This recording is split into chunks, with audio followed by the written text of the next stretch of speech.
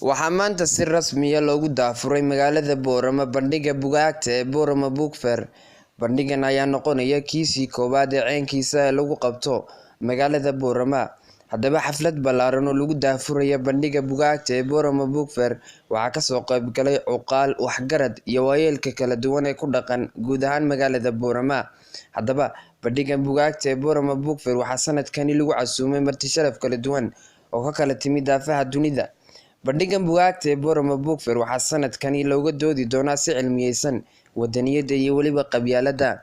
Haddaba maanta oo ahayd maalintiisii koowaad ee bandhigga buugaagta ee Boorama Book Fair waxaa laga soo jeediyay hadallo kala duwan oo daarnaa dhiirigelinta wax akhriska, qoraalka, wadaniyad jacaylka iyo weliba dabargoynta qabyaaladda. Bandhiggan ayaa waxaa la filayaa inuu socon doono 5 maalin.